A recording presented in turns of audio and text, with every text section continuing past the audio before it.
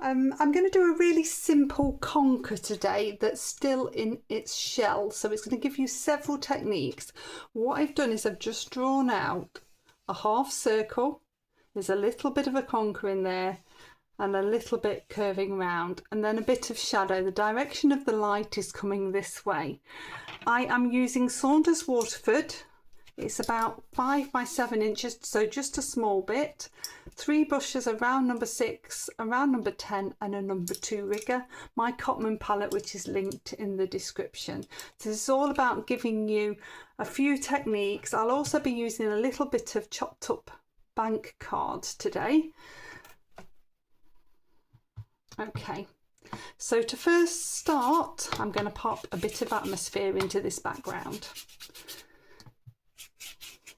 So with my round number 10, I'm taking on some water, making sure I've got no dry bits, no puddles, nice even sheen. And then we're going to pop some background colours in. So I'm going to start with a little bit of cerulean blue. Doesn't matter if you come over the conker. We're going to build up the layers, and this is all going to give it a little bit of atmosphere. Rinse my brush out. Then I'm going to come into some burnt sienna. It's a nice autumnal feel on this one. I tend to go a little bit with diagonal strokes, but you could do whatever you wanted.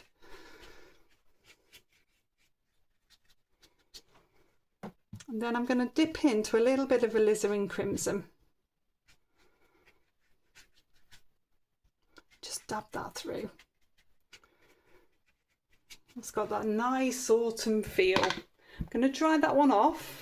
Okay, so that's nicely dry. I'm going to start to come on. We're going to go on to this case side first. A little bit of water. I'm using my round number 6, and I'm going to start by painting the green area. So I'm going to use some sap green.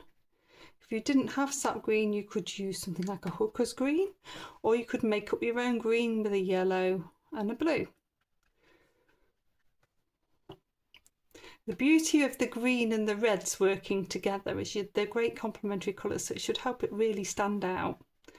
So I'm giving a nice coat all the way over. I've only wet the area that is green. The area that's lighter here, I'm going to do after. I'm going to dip into some burnt sienna. Just bring that down. I want you to think about shadow as well as the textural bits. So this is going to give some natural shadow in here. I'm going to put a few dabs in. And then I'm also going to pick up a little bit of yellow and just dab that in on that top area. Now, with my little bit of credit card, what I can do is scrape or indent the little spikes out. So this makes it a bit easier. When it's very wet, it doesn't scrape particularly well. So I will bide my time.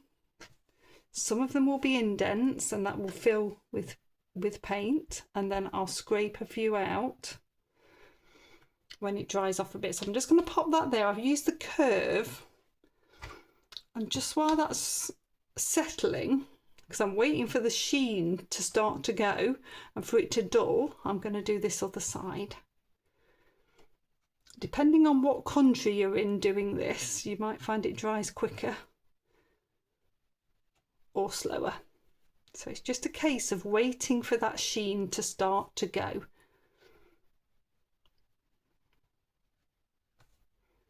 If you didn't have a piece of bank card, you could use just a rigger brush. So this is a little bit of that burnt sienna going in again. There's very little on my brush, and I'm able to manipulate it as to where I want that.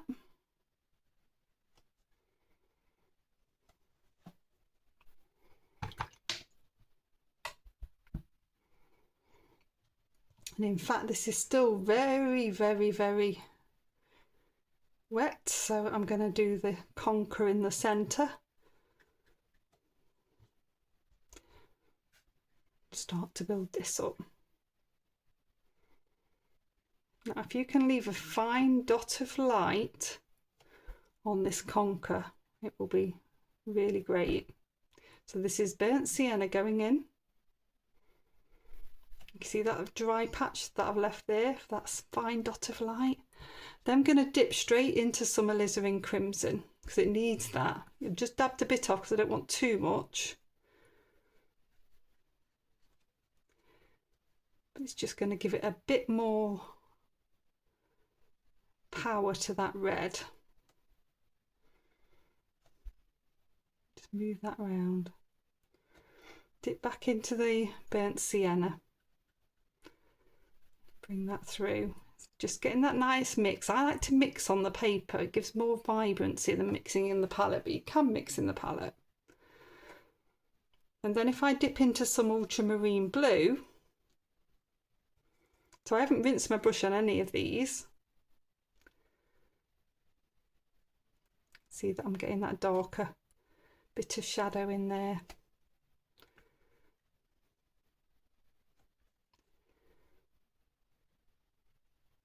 A bit of shadow along the edge as well.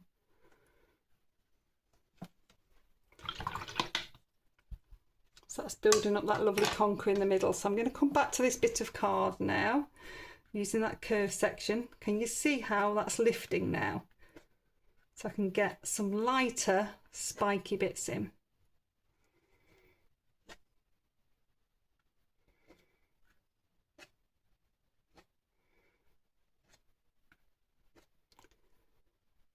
So it's a really interesting technique. And then come over this side.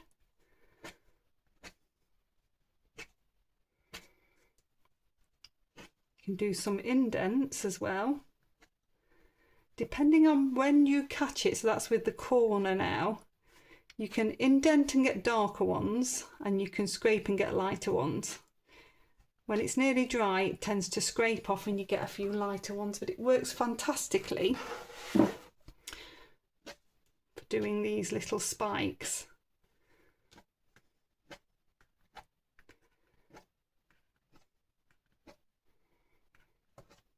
Okay, so I'm going to dry that one off. Okay, so that's nicely dry. So with my round number 6, I'm just going to pick up a tiny bit of the cadmium yellow. If you had raw sienna, this would work, but just watery cadmium yellow works as well. So I'm just going to run that down each of those lighter edges. So I've got that in. And then I need to dry it off, I think. Well, actually, I'm going to try and put the shadow on. So purple shadow, I'm going to use a little bit of alizarin crimson and a little bit of ultramarine blue. I just don't want this to be too strong, so I'll load my brush up with water. And then the shadow just comes underneath, and this is going to stop it floating. It's going to ground it. You have got to be careful of those little spikes you've just created. You don't want to go over those.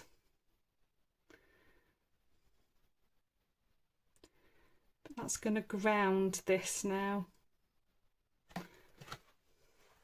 Suddenly feels like it's on a surface, which is what you want.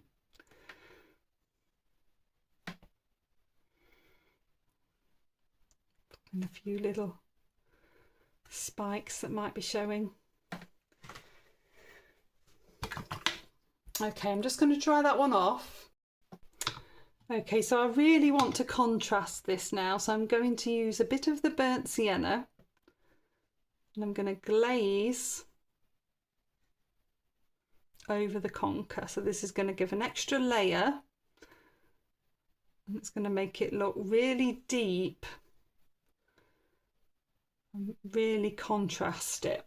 You can take a little bit of the ultramarine blue in to darken a little bit more. Just go nice and gently as you're doing this.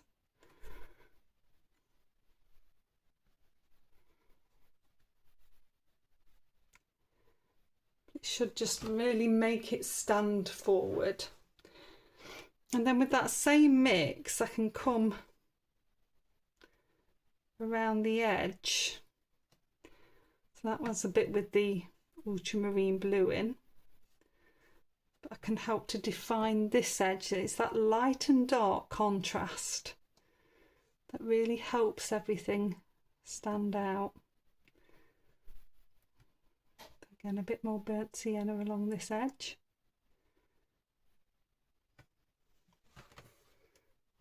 And I've got a really lovely conker there. So I'll take the tape off. There we go. So that's another few little techniques to pull together for the autumn scene. What I'm going to do with these is pull them all together into a bit of a montage, so you start to work how to create these little bits and pull them together to make your own picture and to develop your own style. So I hope you've enjoyed it. Please do like, subscribe and share.